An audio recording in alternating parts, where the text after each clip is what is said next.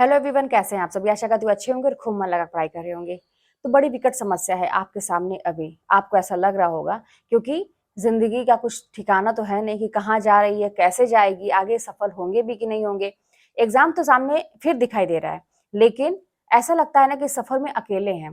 किसी पे भरोसा नहीं, ना किसी टीचर पे, ना किसी किताब पे, और कहीं ना कहीं अपने आप पर भी नहीं।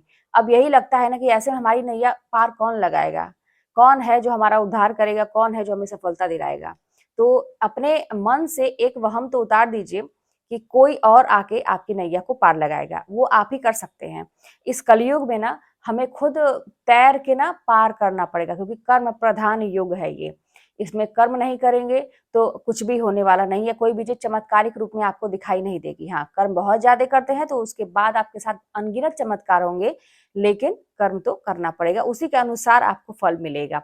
तो इतना दिमाग में रख लीजिए कि कोई आपकी नैया पार लगाने वाला नहीं है, आप खुद हैं और आपको ही लगाना पड़ेगा। तो करना क्या पड़ेगा इसके लिए? सबसे पहला स्टेप ये होना चाहिए कि जब आपको ये पता चल गया है कि दुनिया में मेरी हेल्प करने वाला कोई नहीं है, जब मैं प्रॉब्लम में आता हूँ या आती हूँ तो मुझे अकेले ही झेलना पड़ता है, तो फिर अब इतना तो समझ में आ गया कि कोई इंसान तो आपकी मदद करने वाला है नहीं। तो कौन मदद करेगा? बस आपकी किताबें। अभी आपको क्या करना चाहिए इस समय? अगर सामने फिर एक उम्मीद की किरण दिखाई दे रही है, दुनिया उसी के पीछे पागल हो रही है, बहुत सारे आपको वीडियोस दिखाई दे रहे होंगे, नए नए क्लासेस शुरू हो गए हैं, चारों तरफ उसी की चर्चा हो रही है। जैसे एलटी ग्रेड की मैं बात कर रही हूँ, बहुत सारी वैकेंसी अभी और आने वाली है। आप पॉजिटिव रहिए, बहुत सारी चीजें आपके सामने आने वाली हैं। तो आपको क्या करना चाहिए इस समय में? सब कुछ छोड़ के अपनी किताब और आप, यही आपकी दुनिया होनी चाहिए। क्योंकि अभी तक आपने देख लिया, टीजीटी का फॉर्म आया था 22 में, ये जो दोबारा वैकेंसी जो आपकी परीक्षा होने वाली थी जो टल गई, तब आप लोगों की चिंता थी कि समय नहीं है, कैसे हम तैयारी करेंगे, क्योंकि ये था कि कुछ महीनों के बाद ही परीक्षा हो जाएगी, तैयार नहीं है। तब भी मैंने कहा था कि आपको समय मिलेगा।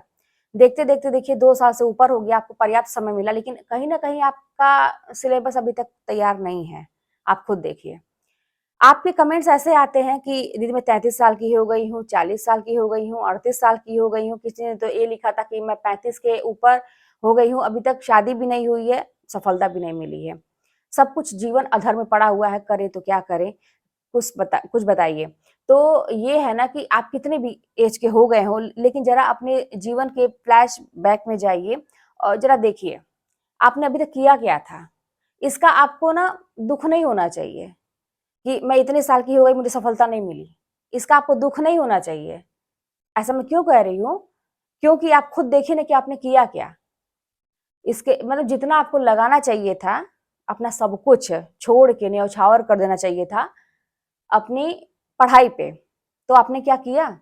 पढ़ाई तो की, लेकिन आप इधर के रहे ना उधर के रहे। ऐसी पढ़ाई की जिसमें आप सब कुछ किए, आप मौज मस्ती भी किए, टीवी सीरियल्स भी नहीं छोड़े, मूवीज भी नहीं छोड़े, दोस्तों से बातचीत करना नहीं छोड़े, घर के बहुत सारे काम करना नहीं छोड़े, रिश्तेदारों को नहीं छोड़े, जीवन जैसे चल रहा था चलने दिया, उसी में सोचा कि पढ़ाई भी करके सफल हो जाएंगे। तो ये संभव नहीं है, हकीकत तो यही है। फिर अभी बहुत सारे प्रश्न आपके आएंगे कि क्या सामाजिक न बने हम, क्या सबको छोड़ दें तो जाके सफल होंगे? बिल्कुल, आपको सामाजिक नहीं बनना है कुछ दिनों के लिए, ये हमेशा के लिए बात नहीं हो रही है। ये जब तक आपका एक टाइम पीरियड है तैयारी के लिए, जो समय आपको मिला है, साल भर, 2 साल, 6 महीने, 10 महीने, जो भी तैयारी का समय आपको मिल रहा है, इस समय आपको सामाजिक बनने की जरूरत नहीं है, सेल्फिश बनने की जरूरत है। अगर आप सब कुछ लेके चलेंगे और सोचेंगे कि मैं पढ़ाई भी कर लूं, तो वो नहीं होने वाला है। तो जो आपको तकलीफ अभी हो रही है कि मैं इतने एज का हो गया, मुझे सफलता नहीं मिली, तो अपना खुद जाके थोड़ा सा पीछे देखिए ना कि आपने ऐसा किया क्या। आपको लग रहा है कि आपने बहुत मेहनत की, अभी आप कहेंगे कि मैंने बहुत मेहनत की, नहीं की। आपको लग रहा है ना कि आपने बहुत मेहनत की, सही तरीके से नहीं की, सही रणनीति नहीं बनाई। और आपने शायद जितनी मेहनत की थी उससे कई गुना ज्यादा लोग मेहनत करते हैं। तो आप खुद सोच लीजिए कि आपको कितना करने की जरूरत है। भाई बिना मेहनत के तो कुछ भी नहीं मिलने वाला है। सही रणनीति बनानी बहुत जरूरी है। मेहनत तो बहुत सारे लोग करते हैं, एक गधा भी मेहनत करता है, एक घोड़ा भी मेहनत करता है, लेकिन बात घोड़े की ही होती है। गधे से अक्सर देखते होंगे ना कि सभी लोग बोझा ढोआते हैं या कुछ भी सामान ढोते हैं उसके ऊपर, लेकिन उसका कहीं बहुत ज्यादा मेहनत करता है, वो कहीं उसका नाम नहीं है।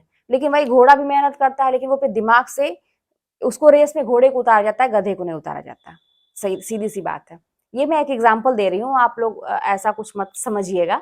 एग्जाम्पल के तौर पे कि घोड़े को रेस में उतारा जाता है क्योंकि वो तेज दिमाग रखता है और सही रणनीति के साथ अपने मालिक की सुनता है वो घोड़ा, और जो जो उसको जिस रास्ते पर चलना होता है वहीं पे जाता है, और स्पीड मतलब हर तरह से स्मार्टनेस उसके अंदर है, तो जाके उसका नाम है। आप अपने मालिक की सुनते हैं? आपके मालिक कौन है? भैया आपके मालिक आपके गुरु हो सकते हैं, ईश्वर हो सकते हैं, या खुद के मालिक बनिए ना। आपकी अंतरात्मा तो आपको गाइड कर रही होगी, करना क्या है। सबके साथ एक स्पिरिचुअल गाइड है, सबके साथ। आपको ऐसा लग रहा है ना कि मैं अकेला हूं, अकेली हूं, ऐसा बिल्कुल भी नहीं है। आपके साथ कोई है, हमेशा मानिए, जो आपकी मदद करने को तैयार है। बस वो इस इंतजार में है कि अरे बंदा कुछ करे तो सही तरीके से, तो करना शुरू करिए। आलस करने का समय गया।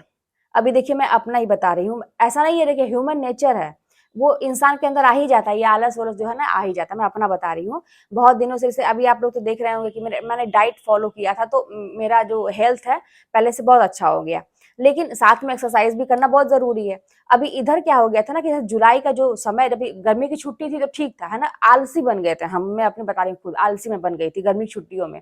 अब जुलाई में स्कूल खुला, एक भी छुट्टी नहीं, है ना, स्कूल में मिली है। अब क्या है ना कि इतना मतलब टाइट शेड्यूल हो गया कि स्कूल से आने के बाद थकान, फिर घर के काम, फिर बाकी चीजों को करना, मतलब मैं अपने लिए एक्सरसाइज का समय नहीं निकाल पा रही थी, और वो एकदम से मेरे जीवन से समझिए कि 1 महीने के अंदर निकल ही गया। मतलब उसके लिए टाइम ही नहीं निकल पा रहा था। सोच सोच के रोज मैं सोचती थी आज शाम को करना है, सुबह तो भाई पॉसिबल नहीं है, 4 बजे मैं उठती हूँ, तो लंच प्रिपेयर वगैरह करने में और बाकी अपना पूजा पाठ तैयार व्यार होने में, मुझे भी जाना, मेरे बेटे को भी जाना है, तो मेरा बेटा 6 बजे निकल जाता है, 6:30 बजे मैं निकल जाती हूँ, तो पूरा मतलब सब कुछ मैं करके जाती हूँ। तो नहीं सुबह पॉसिबल हो पाता है, 4 बजे मैं उठती हूँ तब भी, और रात के बहुत लेट नाइट, आप तो जानते हैं कि रात में मेरा काम शुरू होता है, 12 अक्सर बज जाता है सोते सोते। तो अब दिन में भी मैं थोड़ा आराम करती, तो अभी भी मेरी वही आदत है, बहुत ज्यादा मैं नहीं सोती हूँ, 5-6 घंटे की नींद मेरी अभी भी है। तो ये है ना कि नहीं हो पा रहा था, लेकिन आलस के नाते रोज मेरा छूट जा रहा था। आज मैंने सोचा, अभी जस्ट टाइम क्या हो रहा है, 10 बज रहे हैं, अभी आपको वीडियो मेरे ख्याल से 10:30 पौने 11 तक मिलेगी। तो अभी मैंने सोचा ना कि आज से मैं शुरू करती हूँ। आलस फिर आ रहा था, बकायदे कमरे में एसी चला के मैं भी ओढ़ के सोई हुई थी। शाम को हम लोग, मैं जैसे डिनर मेरा नहीं होता है, रात में मैं डिनर नहीं करती हूँ, क्योंकि स्कूल से आने के बाद थोड़ा सा दूध वगैरह मैं लेने जाती हूँ अपने खुद, मेरे बेटा पढ़ाई कर रहा है आजकल, 10th है उसका, तो मैं खुद जाती हूँ। करते करते 4 साढ़े 4 हो जाता है, तो आने के बाद मैं कुछ बनाती हूँ, तो खाते खाते समझिए 5 साढ़े 5 हो जाता है, तो समझिए कि शाम को वही मेरा और मेरे बेटे का डिनर हो जाता है, तो रात में हम लोग कुछ ही नहीं लेते हैं। तो इस तरह से था, आलस लग रहा था, लेकिन मैं उठी हूँ अभी जस्ट, और करना है मुझे, थोड़ा ही करना है, शुरुआत आज से फिर से करनी है, ज्यादा तो नहीं करेंगे क्योंकि फिर से शुरू करना है, तो मैंने अभी किया जस्ट वीडियो बनाने के पहले, इसलिए मैं ऐसे ही बैठ गई हूँ। और बस यही कि जब शुरू कर दिया तो कर दिया। अब जब एक दिन आप शुरू कर देंगे तो फिर वो हो जाएगा, अगले दिन फिर आपका वो रूटीन में चलने लगेगा। लेकिन जब तक नहीं करेंगे ना, वो शुरुआत नहीं हो पाती है, वो हमेशा लगेगा कि रहन दो रहन दो रहन दो, लेकिन आपका मन भी मतलब खिन्न रहेगा, आप ठीक से नहीं रहेंगे, आपको लगेगा कि कुछ छूटा हुआ है, मैंने जो सोचा था वो मैं नहीं कर पाया। तो इसीलिए आलस्य को त्यागना बहुत जरूरी है, और अपने जो भी आप टाइम टेबल बना रहे हो उसको कंप्लीट करना बहुत जरूरी है, नहीं तो आपका मन हमेशा भारी रहेगा। तो इस तरह से काम करिए। और एक चैप्टर है क्लास 10th में यूपी बोर्ड के, ईर्ष्या तू न गई मेरे मन से, रामधारी सिंह दिनकर जी का है, आप लोग तो पढ़े ही होंगे। अभी आप लोग जो बात करते हैं ना कि मेरे अपनों ने ही मुझे कह दिया, जैसे आप लोगों के कमेंट आते हैं कि जब परिवार वाले टांग खींचने लगते हैं तो क्या करें, तो मेरे साथ भी तो ऐसा ही था, आप लोग तो जानते हैं सारी स्टोरी, बहुत सारी चीजें। ईर्ष्या तू न गई मेरे मन से, मनुष्य के जो एक जो व्यवहार है उसमें जो ईर्ष्या है, उसमें बड़ा बाकायदे लिखे, आप लोग कभी पढ़ लीजिएगा, हो सकता है भूल गया हो आप लोगों को, 10th में आप लोगों ने पढ़ा होगा। तो उसमें लिखा है ना कि जो ईर्ष्या है करने वाला मनुष्य जो होता है, वो दूसरों का नाश नहीं करता है, वो खुद का नाश करता है। क्योंकि वो अपने पास जो, उसके पास जो चीजें हैं ना, उसमें भी उसको संतुष्टि नहीं मिलती है, असंतुष्ट रहता है, दूसरों की खुशियों को देख देख के, दूसरों की चीजों को देख देख के वो ईर्ष्या करता है, और उसके पास जो भगवान ने दिया है उस पर वो फोकस ही नहीं कर पाता है। तो वो दूसरों का नहीं नाश करता, अपना ही नाश करता है। तो इसलिए आप इस चीज से एकदम से चिंता मुक्त रहिए कि अगर आपके साथ कोई गलत कर रहा है तो आप उसके साथ गलत करेंगे नहीं, आप उसको छोड़ दीजिए। जो आपसे ईर्ष्या करता है, जलन रखता है, वो खुद भस्म होगा, वो अपना नाश कर रहा है, आप अपना काम करिए। दिल बड़ा रखिए, एकदम से दरवाजे खोल के रखिए, किसी के लिए बदला उदला लेने वाली भावना मत रखिए। अगर कोई आता है तो स्वागत है, कहते हैं ना वो कौन सा एक कहीं मैंने सुना था कि आओ तो वेलकम और ना आओ तो भीड़ कम। तो ये अच्छा लगता है ना कि भाई मत आओ, मर्जी है तो आओ मेरी जिंदगी में, नहीं आना है तो भाई जाओ, कोई दिक्कत नहीं है। एकदम से अपने आप को न्यूट्रल रखिए, चिंता मुक्त रखिए, हल्के रहिए।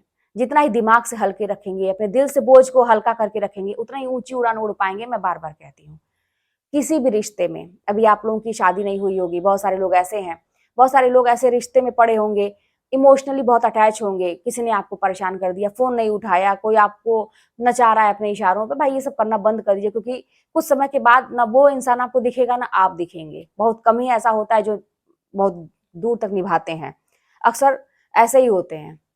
तो आपका करियर भी खराब हो रहा है, समय भी खराब हो रहा है, और अगला आपका साथ भी नहीं देगा। वो तो लक्षण पता चल जाता है ना, कौन साथ निभाने वाला है कौन नहीं निभाने वाला, तो पता आप भी इतने समझदार हो चुके हैं।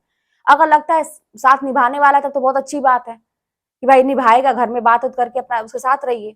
नहीं निभाएगा तो अभी से उसको किनारे कर दीजिए।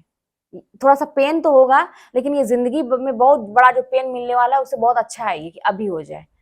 तो थोड़ा समझदारी से काम करिए, ये जिंदगी है ना। बहुत सारे लोगों का बहुत अनुभव होता है, मेरा भी कुछ अनुभव है, तो मैं आप लोगों को बता पा रही हूँ। तो यही चीज है कि अपनी गलतियों से ये आदमी सीखता है, और हर इंसान से गलतियां होती हैं। अगर आपसे भी ऐसी कोई गलती है तो उसके लिए ऐसा नहीं कि अब मैं क्या करूं, मेरा जीवन ही खत्म, नहीं भाई, कोई दिक्कत नहीं है। दिल बड़ा रखिए, रास्ते तमाम है, आगे बढ़ते रहिए। अगर आपको इस रास्ते पर मंजिल एक होनी चाहिए, इस रास्ते से रुकावट महसूस हो रही है, दूसरा रास्ता अपनाएंगे। होता है ना कहीं ट्रैफिक जाम है तो हम दूसरा रास्ता पकड़ते हैं, तो ठीक है, स्ट्रगल करने की क्षमता रखिए अपने अंदर।